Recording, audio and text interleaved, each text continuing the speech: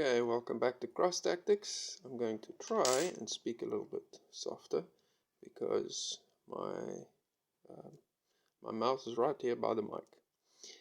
So I've had someone recently ask me about the side rails here. I can't really see it that nicely. Okay, about the side rails.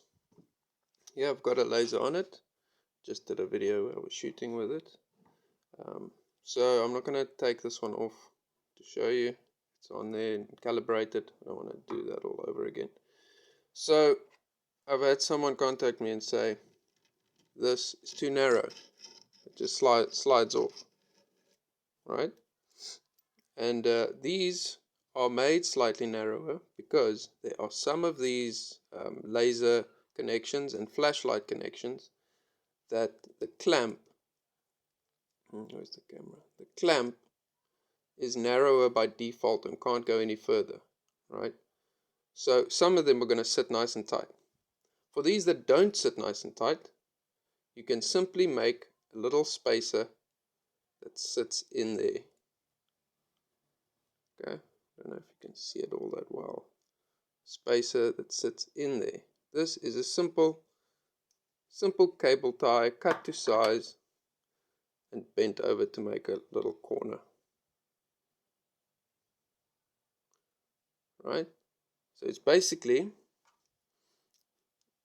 they come with spacers, most of them, at least the higher quality ones do. Like for example, this red dot sight. This one comes with a spacer, right, for this top rail, if you ever wanted to put it on this top rail. Right, the spacer is already in there. I don't know if you can see it there. This side. See, there's a spacer in there that I literally just put there with a little blob of press stick, so I don't have to worry about it sliding around when I take it off and put it back on. I'll take it off quick so you can see. It looks just like this. See, it's just press stick that I've stuck on there, just so it doesn't fall off when I take it out or when I take it off.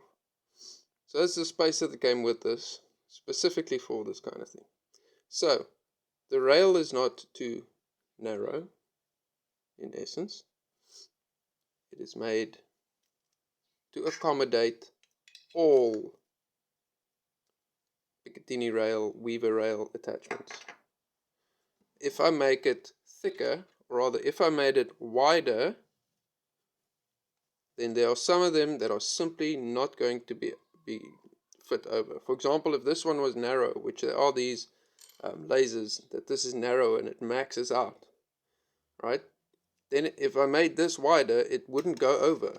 And there's nothing I would be able to do except file away on the inside to get it wider.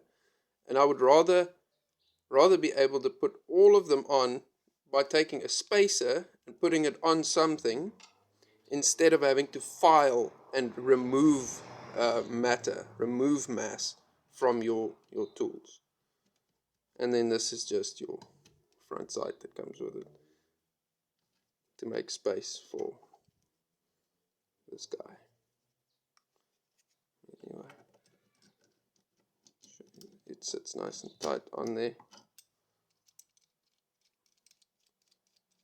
Once you've made this loose,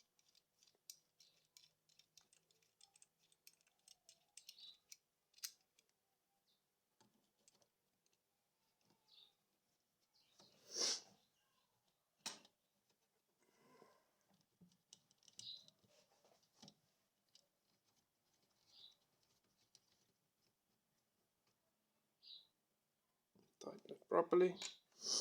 And you can take your front side and put it on one of these guys if you want on the side, so that it doesn't get lost. Or you can just put it aside, or you can, even if you move this further back, put it in the front, it won't hinder it, or put it in the back, also won't hinder it if there's enough space.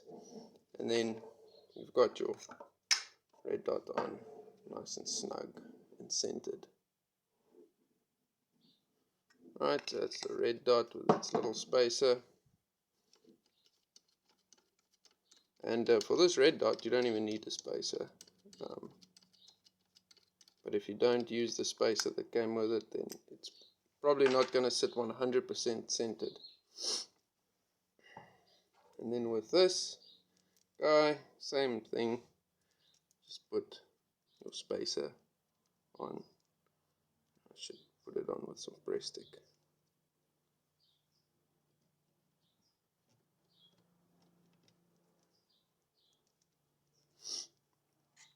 Sorry now you guys are hearing me sniffling and whatnot, yeah?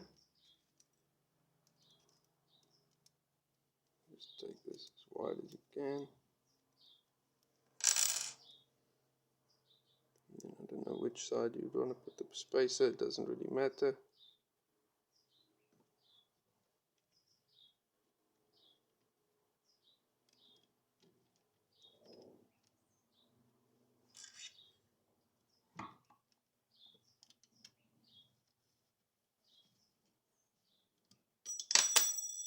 Whoops.